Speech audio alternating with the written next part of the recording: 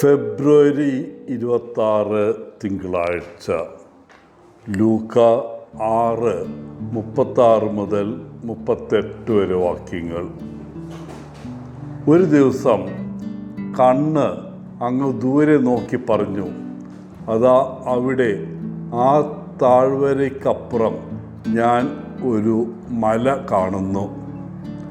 അതിമനോഹരമായ കാഴ്ചയല്ലേ അത്. ചെവി അല്പം ശ്രദ്ധിച്ചിട്ട് പറഞ്ഞു, മല എവിടെയാണ്? ഞാനൊന്നും കേൾക്കുന്നില്ലല്ലോ. കൈ സമ്മതിച്ചു, ഞാൻ ആ മലയിൽ തൊടാൻ ശ്രമിക്കുകയാണ്, പക്ഷേ എനിക്ക് ഒന്നും അനുഭവപ്പെടുന്നില്ല. അപ്പോഴേക്കും മൂക്ക് പറഞ്ഞു, എനിക്ക് ഒന്നും മണക്കാനും സാധിക്കുന്നില്ല. നിങ്ങൾ സ്വയം വിഡ്ഢികളാകരുത്, ഇവിടെ ഒരിടത്തും മലയില്ല. കണ്ണ് നിസ്സഹായതയോടെ നെടുവീർപ്പിട്ടു. മറ്റുള്ളവർ ഏകകണ്ഠമായൊരു നിഗമനത്തിലെത്തി. കണ്ണിന് എന്തോ കുഴപ്പമുണ്ട്.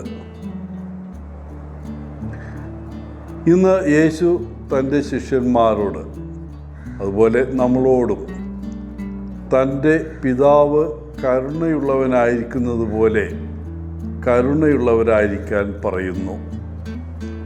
വീണ്ടും അവിടുന്ന് പറയുന്നു, വിധിക്കരുത്, എന്നാൽ നിങ്ങളും വിധിക്കപ്പെടുകയില്ല. എന്തൊരു വെല്ലുവിളിയായിരിക്കാം ഇത്.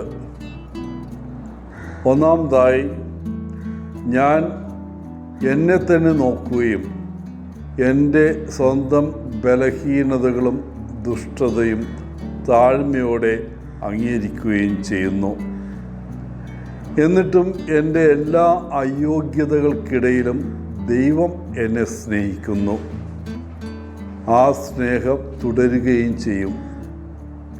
കാരണം എന്നോട് കരുണയുള്ളവനാണ് ദൈവം. ഞാൻ പാപം ചെയ്താലും അവനോട് പുറംതിരിഞ്ഞാലും അവൻ എനിക്ക് എല്ലാ നന്മകളും ചെയ്യുന്നു. ഇങ്ങനെയാണ് ദൈവം നമ്മളെല്ലാവരുമായി ബന്ധപ്പെടുന്നത്. ഈ പശ്ചാത്തലത്തിൽ ഞാൻ മറ്റുള്ളവരുമായി എങ്ങനെ ബന്ധപ്പെട്ടിരിക്കുന്നുവെന്ന് നമ്മൾ ഒന്ന് സ്വയം വിലയിരുത്തുക. സ്വന്തം ദൗർബല്യങ്ങളെക്കുറിച്ച് ബോധവാനായ എനിക്ക് ഇപ്പോൾ മറ്റുള്ളവരുടെ ദൗർബല്യങ്ങൾ മനസ്സിലാക്കാൻ കഴിയും.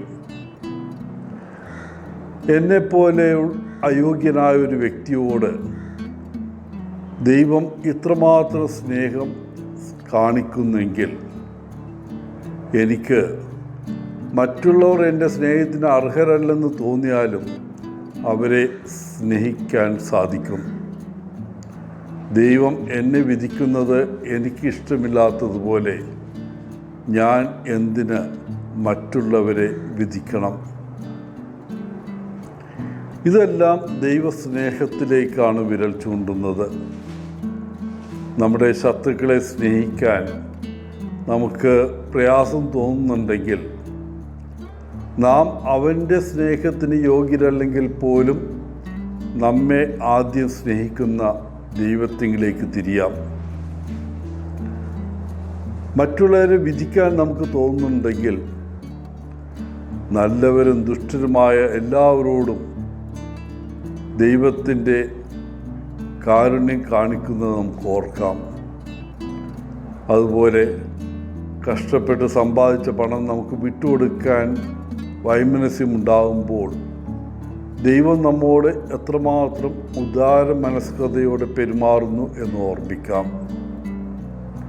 പ്രിയപ്പെട്ടവരെ, നമ്മിൽ നിന്ന് ഒരു ഉയർന്ന പെരുമാറ്റം യേശു ആവശ്യപ്പെടുന്നു. കാരണം നമുക്ക് ഇത് ചെയ്യാൻ കഴിയുമെന്ന് അവനറിയാം. നാം അവൻ്റെ സാന്നിധ്യം നിരന്തരം അന്വേഷിക്കുക മാത്രമേ വേണ്ടൂ. നമ്മെ മറ്റുള്ളവരോടുള്ള അവൻ്റെ സ്നേഹത്തിൻ്റെ കരുണയുടെ ഒരു ചാനലാക്കി മാറ്റാൻ ഇടവരട്ടെ. മനുഷ്യന് ഇത് അസാധ്യമാണ്, പക്ഷെ ദൈവത്തിന് ഇത് സാധ്യമാണ്. എല്ലാവർക്കും നല്ല ഒരു ദിനം ആശംസിച്ചുകൊണ്ട് ഒത്തിരി സ്നേഹത്തോടെ പോളച്ചൻ CSSR ഫ്രം കേരള.